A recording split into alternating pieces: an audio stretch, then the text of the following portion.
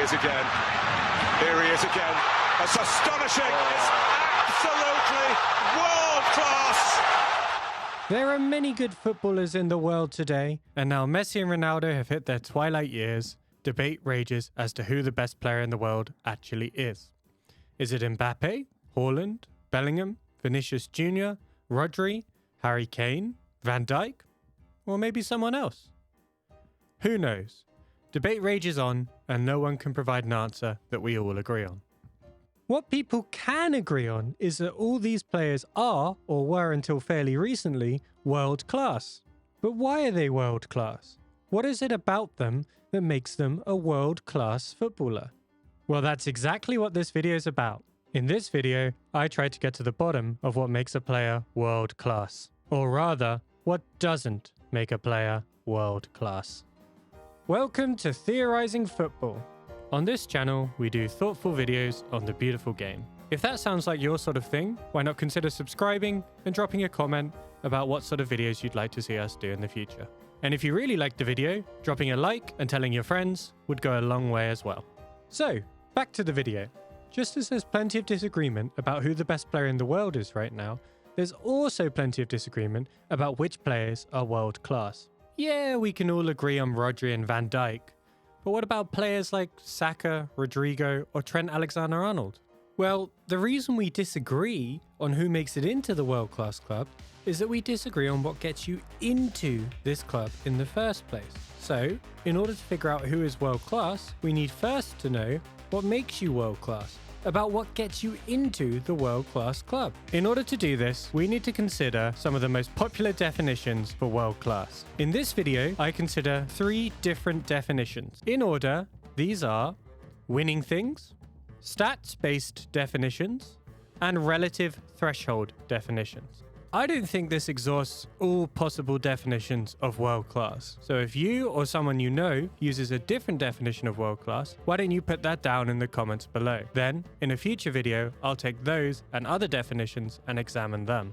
Now, with that said, I do think the 3 definitions I consider in this video capture many of the definitions pundits, fans, and players often use to define who is a world-class footballer. As a consequence, we need to see if these definitions are right. And the easiest way to do this is to see what they get wrong. There are 2 vital ways that we can tell if a definition is wrong. The first, that we'll call here condition A, is that the definition fails to define a player as world-class that basically everyone thinks is or was world class. The point here is that there are some players that we basically all agree are or were world class. Players like Bobby Moore, the Brazilian Ronaldo, Pelé, Gerrard, Mbappe, Iniesta, and Puskas. If a definition ended up defining these players or other players that we all agree are or were world class as not world class, then that definition would be useless. And consequently, any definition must not fail this condition A. Here's the second way a definition of world class would be useless. We'll call this condition B. This is where the definition defines as world class a player that basically everyone thinks isn't or was not world class. Here the idea is that there are some players that we all agree aren't or were never world class. So if a definition is picking out players that we all agree aren't world class and saying they are, for example, players like Robert Huth, Nicolas Otamendi, or Wes Morgan, then we know this definition is useless. So, not only must a definition not fail condition A, it must also not fail this condition B. Conditions A and B are going to be the main tools we use to dismiss certain definitions of world class. And as a result, we'll be returning to them frequently. But don't worry, I'll put them back on screen whenever they're relevant. With our conditions set out, we can now turn to considering each of the definitions. And we start with our first definition, winning competitions.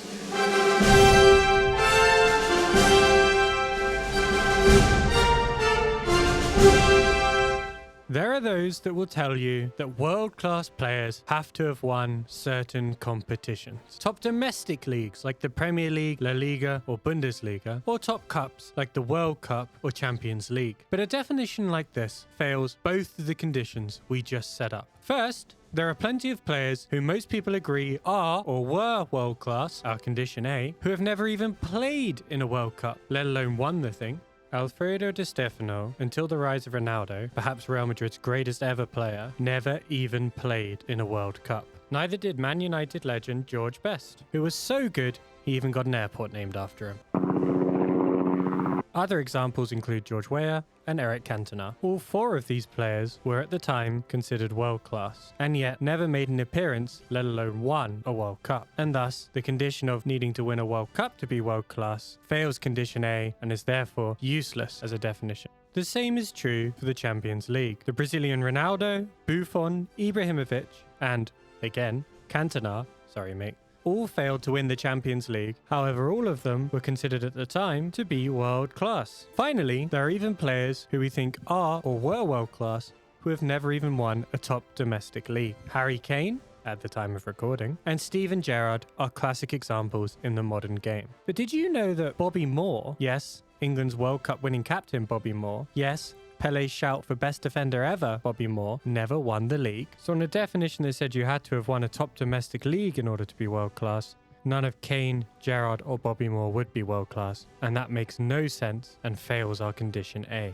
The consequence of all this is that a world class definition that includes having to have won either a top domestic league, the World Cup or the Champions League doesn't work as a definition of world class because it fails our first condition, condition A. It fails to define as world class all these players on screen that we are sure are or were world class. And as a consequence, we can ignore any definition that insists someone has to have won either a top domestic league, a World Cup or a Champions League in order to be world class.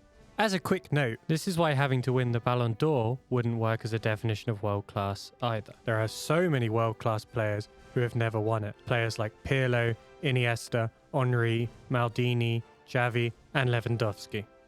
Not only does the winning competition's definition fail condition A, it also fails condition B, because plenty of players who we don't think are world class have won either the World Cup, the Champions League, or a top domestic league. Take the World Cup, for example. In the most recent World Cup final, the team who won, Argentina, had a starting centre-back pairing of Nicolas Otamendi and Christian Romero. Two great footballers who did the job they had to do in the final. But let's be honest, not two world-class footballers. In the final before that, France's winning first 11 featured Blaise Matuidi and Olivier Giroud. Two great players again, but again, not two world-class ones. And these are just the players who played in the final. I'm sure a deeper dive into the squad as a whole, or into players who played in earlier rounds, would reveal even more players that we don't think are world class. I mean, can you even name France or Argentina's third choice goalkeeper at these tournaments? I sincerely doubt they were world class, and they certainly weren't world class just because they won the World Cup. But it's important to be clear here. I am not suggesting in any way that these are bad players or that winning a World Cup isn't incredibly impressive. I just don't think these are world-class players. I don't think that winning a World Cup suddenly makes them world-class players. Of course, the same is true of people winning top domestic leagues. Unless, of course, you think Leicester's title-winning team was packed with world-class players. As much as I love that team, and I think it might be the greatest achievement in the history of football, if not the history of sports, they did not have a team full of world-class players. That's half the reason everyone loved them. Yeah, they had a couple of exceptional players in Mahrez, Kante and Vardy, but most of their squad was filled with good to great to jobbing professionals, and certainly not filled with world-class talent. The same is also true of the Champions League. Jimmy Traoré is the name always mentioned when people look for not great players who've won the Champions League. And if you're young and thinking, well, who the hell is that? More recently, Ryan Bertrand, a solid, good pro, made his Champions League debut in the final Chelsea won on penalties in 2012. Neither Jimmy Traoré or Ryan Bertrand are or were world class. So not only does a winning competition's definition fail our first condition, condition A, by defining players we all think of as world-class as not world-class, it also fails our second condition, condition B, because it defines all these players on screen that we know are not or were not world-class as world-class. The consequence of all this is that we can reject a definition of world-class that requires you to have won certain competitions. This is because it would fail condition A and condition B. But before we fully reject it, here's another dagger I want to plunge into its back. Imagine two fictional players. Let's call them Gary and Terry. They're both born on exactly the same day and make their professional football debuts on exactly the same day as well. They both quickly get reputations as the best two strikers on the planet. Not only do they both score loads of goals, they both also hold the ball up well, they play beautiful passes, and they press when their manager instructs them to. Both players end up captaining their national teams. Sadly, neither player wins anything throughout their career. However, in their final season before retirement, both players' teams get to the Champions League final. It's Gary's team versus Terry's team in the Champions League final in the last game of both Gary and Terry's careers. One of these two will finally win a trophy. You just couldn't script it, except obviously I have scripted it. In the final, Terry plays exceptionally well. He earns man of the match, while Gary has an horrendous game. Nevertheless, the game finishes in a draw, and it goes to a penalty shootout. Terry's excellent performance continues as he scores his penalty, while Gary's nightmare continues as he misses his. Nevertheless, Gary's team bails him out and wins the penalty shootout, while poor man of the match Terry fails to win the penalty shootout as his teammates let him down. Both players retire, and Gary has finally won a trophy, while Terry retires without a trophy. But if we stick to only using a winning competitions definition, then it's just Gary and not Terry who's world class. But that seems odd, right? They've both had essentially identical careers, except for this one Champions League final, in which Gary played awfully and missed his penalty, but his team bailed him out, whereas Terry played great, earning man of the match, and scored his penalty, but his team let him down and lost the shootout. And yet it's Gary who is world class and not Terry? That simply doesn't make any sense. And this Gary-Terry debacle is yet another reason, in addition to failing conditions A and B, that a world-class definition that requires a player has won something simply doesn't work. A further confusing side note in the Gary-Terry example is when exactly a player becomes world-class. In the Gary-Terry example, are we really saying that Gary isn't world-class until the moment someone else on his team scores the winning penalty, and then suddenly, in the instant that ball goes in the back of the net, he's become world-class? That seems, at best, an odd way of defining world-class. At worst, a completely nonsensical way of defining world-class. So, to recap, a definition of world-class that requires that players have won certain competitions fails for three distinct reasons. First, it fails condition A because it fails to define players that we all know are or were world-class as world-class. Second, it fails condition B because it defines some players that we know aren't or were not world-class as world-class. Finally, it throws up ridiculous situations like that of Gary and Terry we just explored. Now that we've dismissed winning competitions as a viable definition of world-class in football, we can move on to that most modern of obsessions, stats.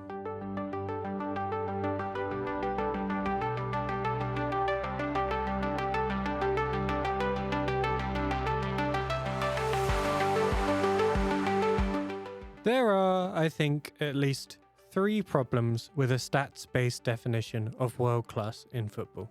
The first problem with a stats-based definition of world-class in football is that it's not really clear what a stats-based definition of world-class in football actually is. By which I mean, it's not really clear which stats are important in defining a player as world-class. Additionally, it's not clear what level you'd need to reach in each of these stats to be defined as world-class. In many ways, it's kind of the opposite to a "you must be this tall to ride the roller coaster" sign. There, we know exactly what height we need to be in order to ride the roller coaster. But in the case of world-class stats, we don't know which stats we need or what level of stats we need to get to. For example, if goals, assists, or clean sheets are important, well, then how many do we need in order to be world-class? If we want to move past these quite basic stats, which of the new breed of stats are relevant, and which numbers does an individual need to be world-class? How many pressures per 90 minutes do you need to be world-class?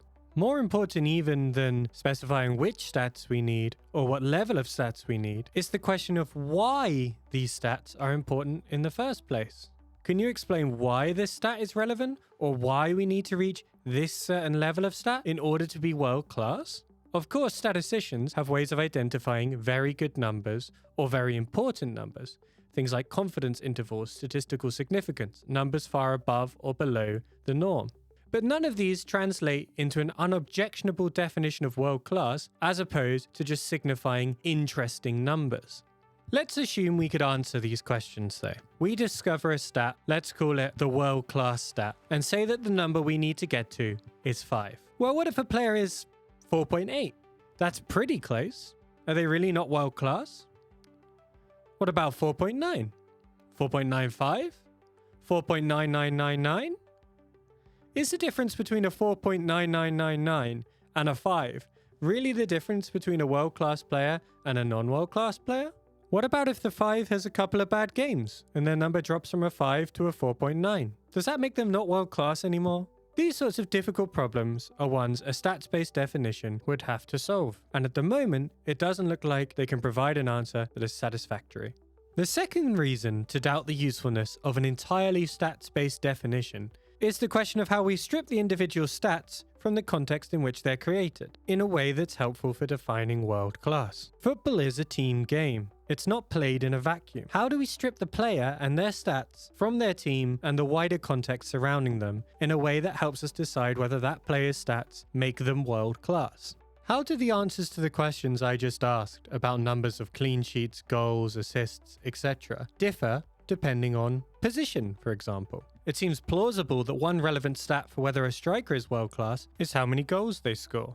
But is that also relevant for central midfielders, for number 8s, or for number 6s? And how important are clean sheets to an attacking fullback versus a defensive fullback? What about to central midfielders? The context of position matters for the stats here. Moreover, what happens if you change position throughout your career? You go from striker to central midfielder, for example. Or if you often change position throughout a game, maybe a striker who goes to the wing or a winger who goes up front. Do the relevant stats and the levels you have to reach in these stats differ depending on position and positional change? What about the context of the quality of the players around you? Both how good your teammates are and how good the teams you play against are. These things affect the stats you produce, so surely must be taken into account for a definition of world class. If you play up front for a team that creates a load of chances, this obviously positively affects your stats. But how should a definition of world class based on stats take this into account? Moreover, there are plenty of leagues where 1, 2, or 3 clubs dominate the league, and thus the players of those clubs have far better stats as a result. How should we control for this? In addition to your position, your team, your teammates, and the opponents you play against, there's also the consideration of the referees you have and your relationship to those referees. For example, when deciding whether a player could be classed as world class based on their stats, one helpful consideration might be how many fouls they are able to win or how many fouls they concede, depending on whether they're an attacker or defender, respectively. However, both these stats are either enhanced or diminished depending on how well you get on with the ref and the standard and standards of the referees you have. If you get on well with the ref, they're likely to give you more fouls if you're an attacker and less likely to call you up on fouls if you're a defender. If you play in a league with particularly poor refs, maybe the fouls on you are going unnoticed. This is yet another layer of context we'd have to peel away in order to identify a player and their stats as world class devoid of their context. I appreciate that to some, this might seem a bit nitpicky. It might look like I'm trying to discredit a stats-based definition of world class by finding every ounce of context possible. However, it just is the case that a definition that defined world class based on statistics alone would need to understand whether it is in fact the player producing these statistics or something to do with the context around the player producing the statistics. The third, and for this video, final problem with entirely stats-based definitions of world class is that some players just have underwhelming stats even though we know they are world class and even though they play in positions or ways synonymous with certain statistics. For example, do you know how many assists Iniesta, yes, attacking maestro Iniesta, got in over 440 league games, playing for perhaps the best team we've ever seen with possibly the best player ever up front? I mean, that's got to be a lot, right? We all know Iniesta was world class, brilliant attacking talent, and he was supplying perhaps the best player ever, who we all know scored a shed loads of goals throughout his career, Lionel Messi. That Barcelona side famously scored so many goals. Surely Iniesta was putting up a lot of assists as well. 84. Iniesta got 84 assists. he didn't even manage an assist every 5 games, while playing in possibly the best ever team with possibly the best ever player and possibly the best ever manager. Now, 84 assists in over 440 league games isn't awful. Those aren't chump numbers, but are they world-class numbers when you have such great attacking talents to pass to? I don't think so. But it's okay. He chipped in with 35 goals in those games. That makes his goals and assist rate 1 every 3.7 games. You know who else had a goals and assist rate of 3.7 when they played? Danny Murphy. And again, for the youngsters asking, who's that? Exactly. Murphy was a decent to good midfielder who for about half of his career played for a good but not great Liverpool team. After that, he bounced around various London clubs for the rest of his career. The point being, he never played for a team anywhere near as good as Iniesta's Barcelona, and he was certainly not world class. Nevertheless, he and Iniesta have identical goals and assists per game rates. While we're on this topic, at the time of writing, some other examples of players who have comparable stats to Iniesta in goals and assists per game are Corentin Toliso's career, when it was split between Bayern and 2 spells at Lyon, is a goal or assist every 3.8 games. Marginally worse than Iniesta, but not by much. Pjanic, who briefly played for Barcelona but largely spent his career in Serie A, has a goal or assist every 2.4 games, which is obviously considerably better than Iniesta. Carlos Soler's La Liga record was a goal or assist every 3.3 games, again at the time of writing. These players were or are all good players, but none of them were world class. Nevertheless, they all have essentially identical statistics to Iniesta, or better statistics than Iniesta. It is hopefully obvious then how misleading statistics can be when defining a player as world class. We know Iniesta is world class, but these sorts of statistics don't seem to show it. Now, there is an important caveat to this third problem with stats-based definitions of world class. This is that stats are getting better these days. They're becoming more nuanced and going beyond simple statistics like assists, clean sheets, and goals. And it might be the case that Iniesta has exceptional stats in some other, more nuanced area. But even if this were true, we can return to the first and second problems I began this section with. So, in sum, entirely stats-based definitions can be rejected because 1. They are sometimes misleading, as our example of Iniesta shows, a clearly world-class player whose stats don't look world-class. 2. Even where stats can be more nuanced, they are sometimes difficult to isolate from their context. And 3, and I think most importantly, we have no clear idea which stats make someone world-class, what level each person would have to get to in each of these stats, and why these stats would be the world-class stats in the first place. Now, these 3 problems I've just listed are clearly problems in and of themselves, and they stand alone from the 2 conditions we earlier specified. But it's not difficult to see why these problems would lead us to failing either condition A or condition B that I introduced earlier. If stats mislead us into thinking players like Iniesta aren't world-class, then we failed condition A, because the definition has told us a player that we know is world-class isn't world-class. Further, if we can't isolate stats from their context or specify which particular stats are important, then we're in danger of miscategorizing players either as world-class when they're not, or as not world-class when they are, and thus falling foul of both conditions A and B. We now move on to the final definition of this video. This is the relative threshold definition.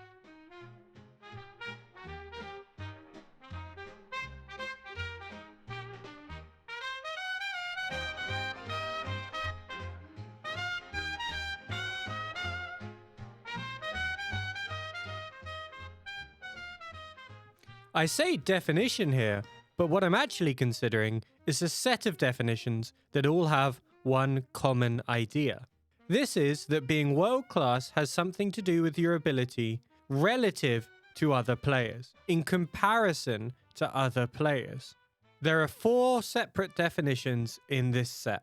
The first is the walk into any team on the planet definition. You're world-class if you could walk into any team on the planet. The second is the World 11 definition. You're world-class if you would get into the World 11. The third is the best 2 or 3 players in your position definition. you're world class if you're amongst the best 2 or 3 players in your position. And finally, the fourth definition is the you are amongst the best 5, 10, 15 players definition.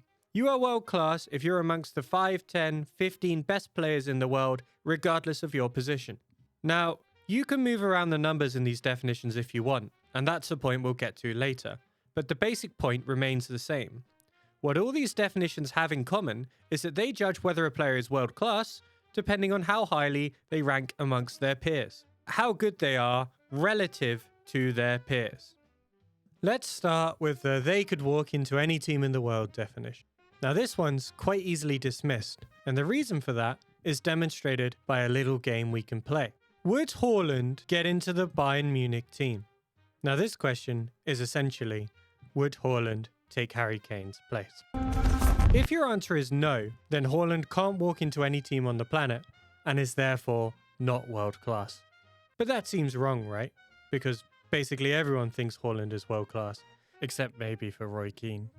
However, if your answer is yes, because you think Haaland can get into the Bayern Munich team, then here's a second question for you. Would Kane walk into the Manchester City team? Your answer to this must be no, because you've essentially already told me that you think Haaland is better than Kane, and therefore Kane wouldn't be able to kick Haaland out of his Manchester City starting position. But if your answer to this is no, then that means you think Harry Kane isn't world class. And again, this seems odd, right? Because nearly everyone thinks Harry Kane is world class. So on this definition, this can walk into any team in the world definition, only one of Harry Kane or Erling Haaland can be world class. But I think it's fair to say that most people would describe both of them as world class, and therefore that this definition doesn't work. You can do this sort of thing with plenty of other players as well. For example, do you think Alisson would get into the Real Madrid team? If you think he would, then Courtois is not world class because he wouldn't get into the Liverpool team because he can't get rid of Alisson. But if you don't think Alisson would get into the Real Madrid team, then he's not world class because he can't walk into the Real Madrid team and replace Courtois. But again, I think most people think both Alisson and Courtois are examples of world class goalkeepers. This definition therefore fails our first condition because it fails to describe players that we think are world class as world class. Now, some people might be listening to this and have an answer ready to fire back. Ah, these people might say. But you're assuming they walk into the current 11. I just mean you're world class if you could walk into any squad in the world. And indeed, this does solve our problem. Harry Kane or Erling Haaland sits on the bench at either Manchester City or Bayern Munich, depending on which one you think is better. And Alisson or Courtois sit on the bench at either Liverpool or Real Madrid, depending on which one you think is better. But all four of them can be labelled as world class. However, football squads are pretty big. They're usually around 25 players. And if we start allowing walking into any squad to be our definition of world class, then this means that any player who is better than the 25th best player at whatever you think the top squad in the world is, must be world class. Now, the squads of the best teams in the world are good. You have to be a good footballer to make it into those squads. However, it's certainly not the case that all of those players are world class, and certainly not the 25th best player. For example, if you look at Manchester City's squad, it contains a hell of a lot of talented youngsters and Scott Carson. If, for the sake of argument, we thought Manchester City's squad was the best on the planet, it would mean that any player who can get rid of these Manchester City youngsters who are talented but not yet exceptional, or Scott Carson, is world class. Does it make sense to you that any player better than a Manchester City youngster or Scott Carson is world class? Obviously not. This definition, if we widen it to squads, would therefore fail our second condition, because it would define players as world class who we all know aren't world class.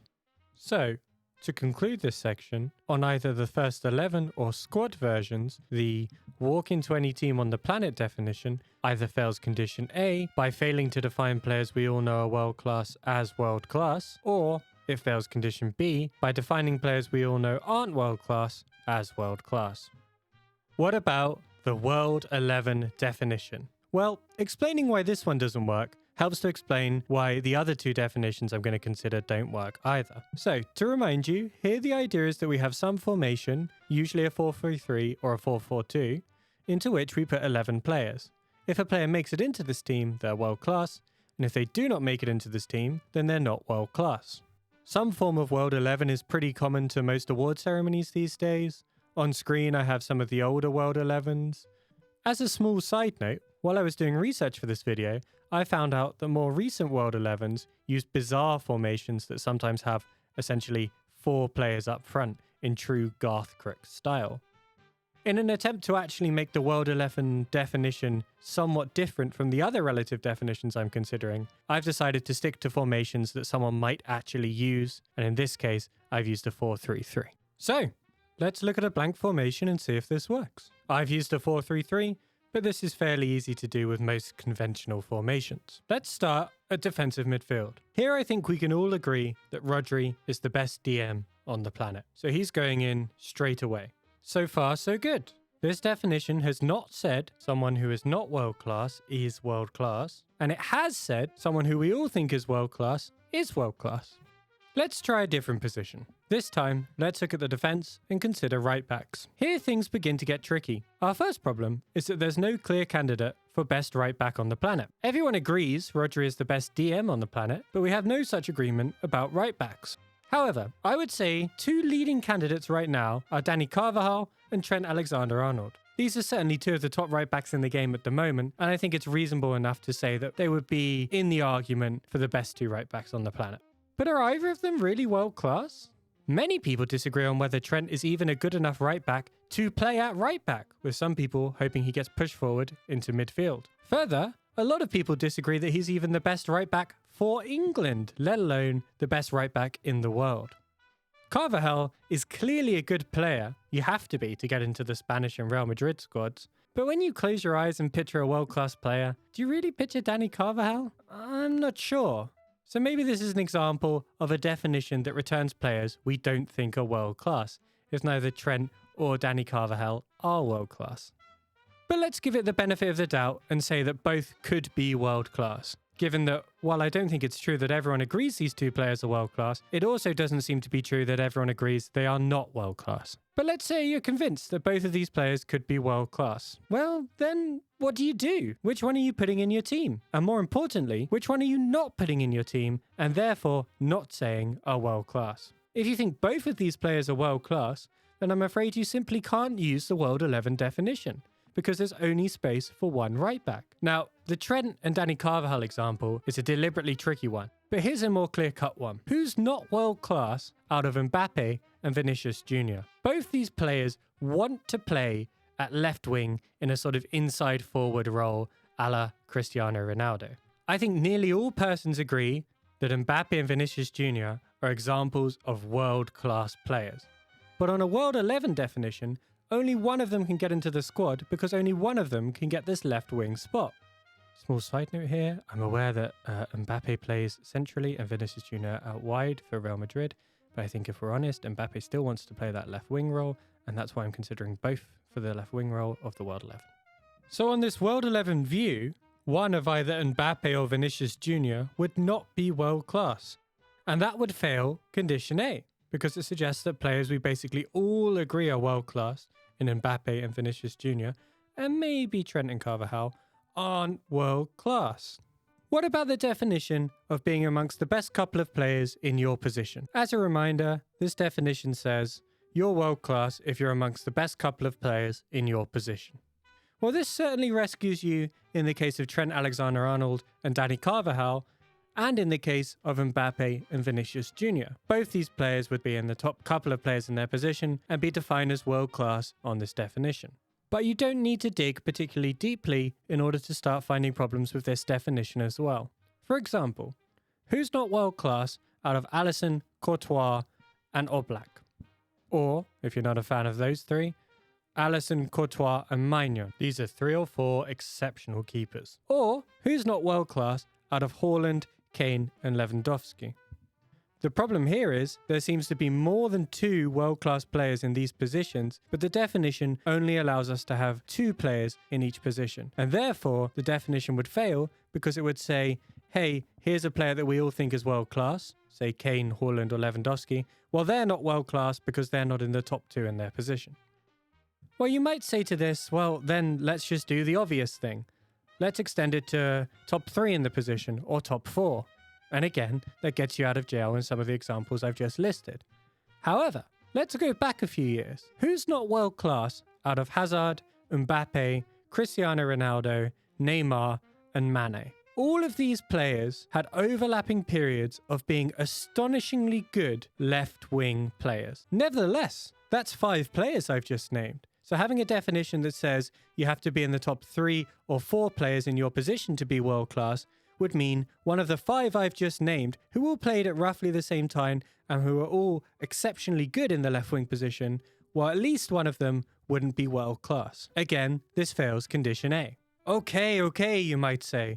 Well, surely that just demonstrates that the number should be 5. You are world-class if you're in the top 5 of your position. And again, this gets us off the hook in the previous example.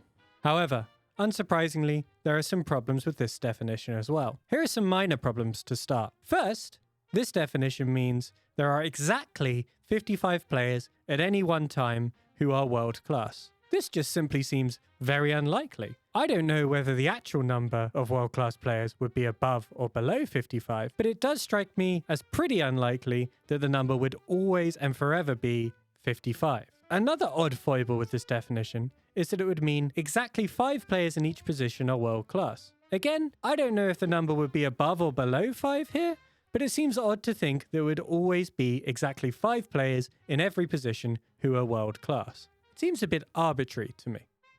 If we think it seems a bit arbitrary, then maybe that's because we're not properly considering what a position is. The number 55 I just reeled off there is based on there being 11 players on a football pitch, and thus 11 different positions. But is this true? If we went purely off basic formations, then it's likely that some positions at least would double up. For example, in a 4-3-3, there are 2 centre-backs and 3 central midfielders. So do we therefore have 10 centre-back positions and 15 central midfielder positions? That doesn't seem right. So instead, should we say that those 2 centre-back positions are the same and that those 3 centre midfield positions are the same? But that doesn't seem right either. There's plenty of variation in central midfield, attacking midfielders, defensive midfielders, players who are concentrating on dribbling, players who are concentrating on playmaking, players who are water carriers for their team. So surely each one of these sort of semi-positions, as we might be able to call them, should get their own position in which 5 players could be world-class. But if we're going to go that specific on positions, then shouldn't we do that for all the other possible semi-positions? A front-footed centre-back versus a sweeper centre-back, for example. Or a defensive fullback versus an attacking wing-back. Or a more traditional winger versus an inside forward. The examples abound. But if we start going that specific with position, then the number of positions we actually have will skyrocket. And accordingly, so will the amount of world-class players, because we'd have to name 5 players for each of these new semi-positions, whatever a position or a semi-position even means anymore. All of these problems are really tricky, and I don't see an obvious solution to any of them. But let's pretend we've got one, and put it all to one side for now. Recall that we've made this move from best 2 in the position to best 5 in the position to avoid failing condition A. But recall also condition B. Now, condition B says, your definition of world-class is useless if it starts calling players that we know aren't world-class, world-class. Unsurprisingly, I think this top 5 player in your position definition suffers when faced with condition B. To see this, let's consider the left-back position. Are the top 5 left-backs in the world really all world-class? In no particular order, that's probably Theo Hernandez, Alphonso Davies, Nuno Mendes, Grimaldo, and maybe DiMarco? I mean, the fact that there's not an obvious, distinct 5 players there is already trouble enough, because it implies that we've either got too many, or, as I think in this case, far too few contenders for left-backs who could be world-class. More importantly, though, are these 5 players I just named really all world-class? These are undoubtedly all great players, but are they world-class? If some weirdo stopped you in the street and offered you £1 million to name as many world-class players as you could in 60 seconds, would you really name any of these players? And more to the point, would you really name all 5 of these players? I suspect if we're really honest, most people would not. And if this is right, then this new top 5 in your position definition fails condition B, because it names players that, while good, we all recognize are not world class as world class. So this definition, the definition that says, here's a number, if you're in that number of your position, you're world class, is stuck between a rock and a hard place. If we pick too big of a number, like 5 for example, we end up including players who aren't world class as world class and therefore fail condition B. However, if we pick too small of a number, we end up excluding players that everyone thinks are world class and therefore fail condition A. The final relative threshold definition suffers from a similar problem. This definition says if you're in the best 5, 10, 15 players on the planet, regardless of your position, you're world class. Unsurprisingly, this definition suffers from nearly identical problems to the previous definition. Depending on the number you pick here, you're likely to fail either condition A or condition B. If you pick a reasonably small number, it's likely that you'll end up not including players who we all think are world class as world class, and therefore you'd fail condition A. However, if you picked a really big number, or even just a moderately big number, you're likely to include players who we don't think are world class as world class, and therefore fail condition B. The same core problems remain from the previous definition. Trying to put a number on the amount of world-class players will simply end up incorrectly categorizing some players. And that's true whether you're focusing on position, as in the previous definition, or whether you don't care about position, as in this definition. Hopefully this video, and in particular the discussion of the previous definition, is enough to persuade you that this point is correct. However, if you doubt this is correct, you're welcome to try it out in the comments. Or, if you're as boring as me, down the pub with what few friends you have left. The task is to find the golden number, a number that doesn't end up classing players who aren't world-class, as in condition B, but also doesn't end up failing to class world-class players as world-class, as in condition A. If by some miracle you think you've found this number, then your task is to go back 10 or 15 years to check if it works for that generation of players. I feel fairly confident in saying I don't think it will. Therefore, this definition doesn't work either. And that's before we get into the thorny issue of why you would even pick a specific number in the first place. What's your justification for saying, this is the important number that we must go with? And that's a can of worms I can't get into in this video. Now, some of you will be watching this video, or have already switched off more likely, thinking, this is all rubbish. Why didn't he mention my favourite player when he was trying to think of 5 world-class left-backs? Or why does he think Kane or Courtois are good examples of world-class players when they're clearly both over the hill?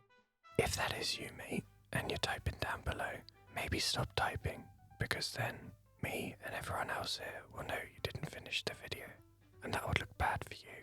Fortunately, we don't have to rely on my or anyone else's judgments of players in order to show why these versions of relative threshold definitions of world class don't work. This is because all these definitions make being world class rely on luck. Specifically, they make whether a player is world class rely on whether they were lucky enough to be born in a time where they could be world class. To see why this is the case, I need to take you to the realm of the hypothetical.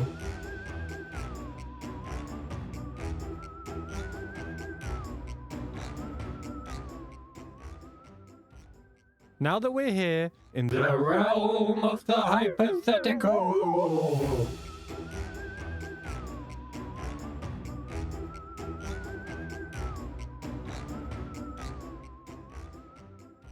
imagine that. Hold on, let me turn this off. Imagine that. That's better.